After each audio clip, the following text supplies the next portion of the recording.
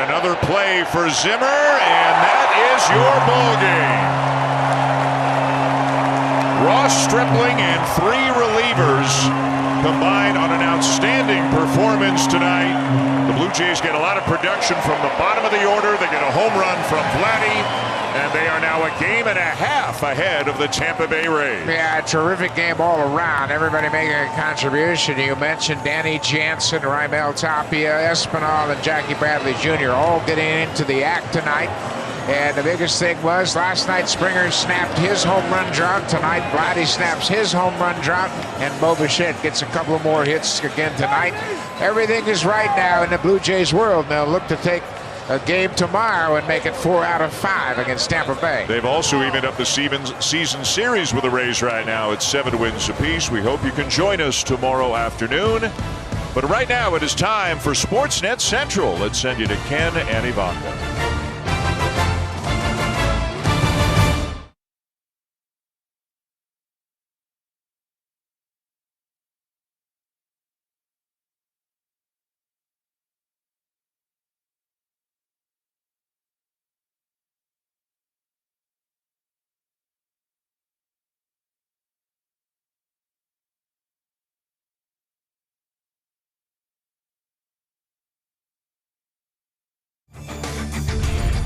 All right, here we go on Sportsnet Central, happening right now over on Sportsnet 1. It is the Yankees and the Red Sox. New York in front by a score of 4-1 in the bottom of the 8th. You can also stream it on Sportsnet now, but let's get back into the studio. Ken and Ivanka here with you, and it hasn't happened a lot this season where the Jays build a comfortable lead early on in the game against a team like the Rays. Usually you're like biting your fingernails, sweaty palms.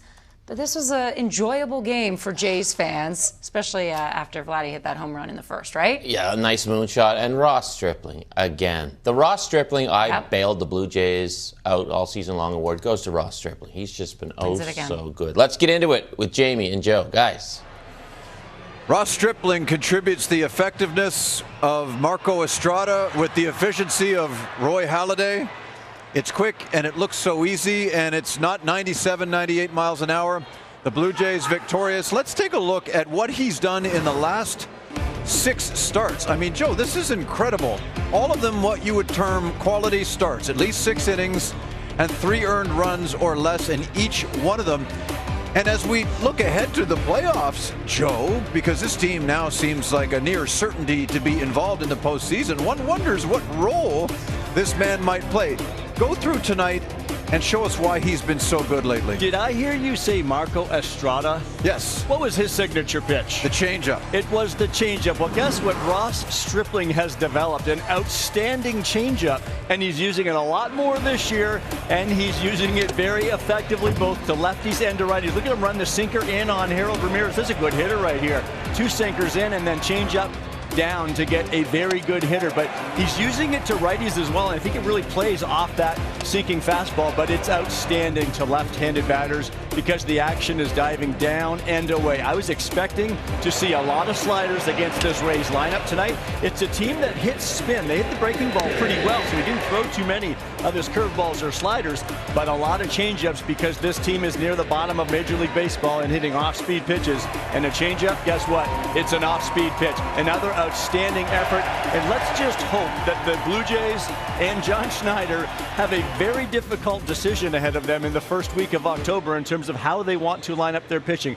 The ideal thing is if they have a commanding lead or they know where they are so that you can do that. Sometimes you get down to the wire and you have to play your rotation out to earn where you want to be in the standings, whether it is a top wild card spot or maybe even a division spot. I mentioned the efficiency of Roy Halladay. It was a brisk 235 tonight, Joe. That's been Stripling in a bit of a nutshell. Now, in the history of the American League, the quickest to 100 career home runs. First, Tony Conigliaro, whose career was cut short when he was hit in the face with a fastball. And then Alex Rodriguez. And third, the guy that's standing down at field level right now with Hazel May. Vladimir Guerrero Jr. with career home run number 100 tonight.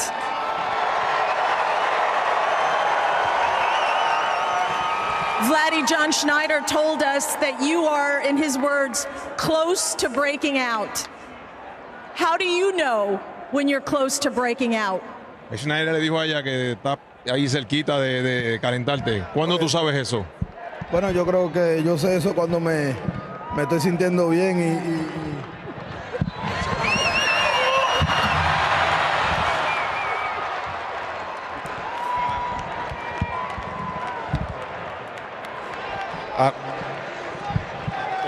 cuando me estoy sintiendo bien y le estoy dando la bola duro por el medio. Well, I kind of know when I start feeling good and just start hitting the ball hard, especially back to the middle. You took that home run ball and you showed the MLB Authenticator. What are you going to do with that baseball? ¿Qué vas a hacer con la bola del jonrón número 100? Bueno, yo creo que la bola se la dará a mi padre, igual que el bate también se lo dará a mi padre. I'm going to give it to my dad, just like also the bat too. Hall of Famer. Absolutely.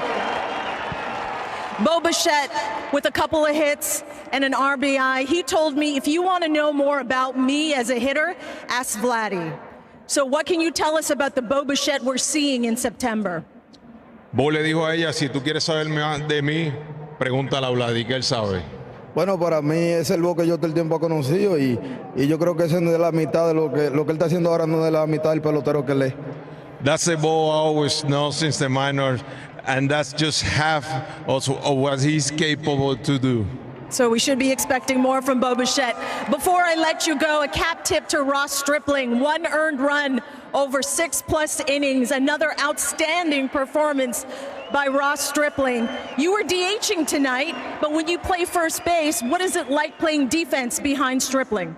Tremendo juego de Stripling hoy. Obviamente tú estabas de DH, pero cuando estás jugando primero, ¿cómo se siente estar detrás de él? Bueno, nos sentimos muy cómodos porque trabaja rápido y le da mucho rolling y hay mucho trabajo que hacer. I mean, we feel very comfortable. He works quick and he gets a lot of ground balls. It's a lot of work to do.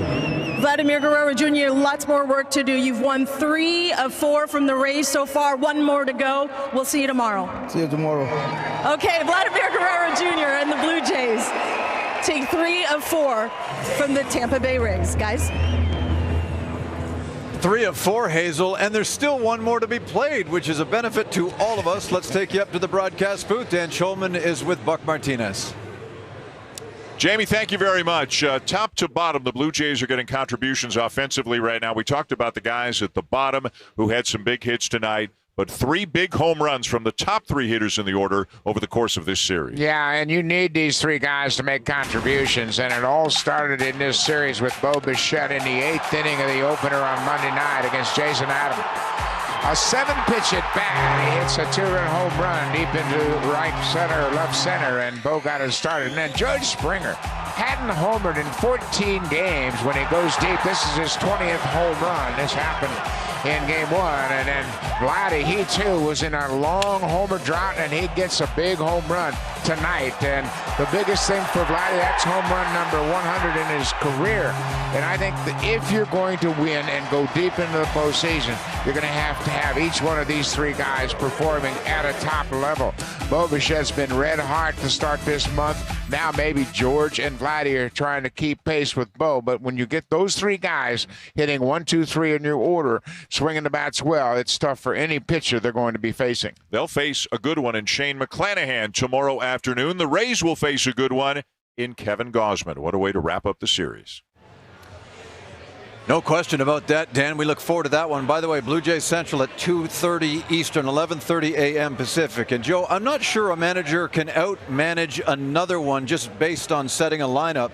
But you and I showed up here, looked and saw that neither Alejandro Kirk nor Teoscar Hernandez was in the lineup today, and yet they won with relative ease. The lineup that Schneider manufactured, what did you see? Can you say that John Schneider is managing his tail off right now? Because I would like to. He and his coaches came to a conclusion where last night you brought in the righties. They had 3 right-handed pinch hitters. Tonight you start 3 left-handed bats in the bottom half of your order against a guy who is giving them all kinds of problems. And the guys at the bottom of this order came through. Now, how much did it matter that you had 3 left-handed bats? Well, you know what?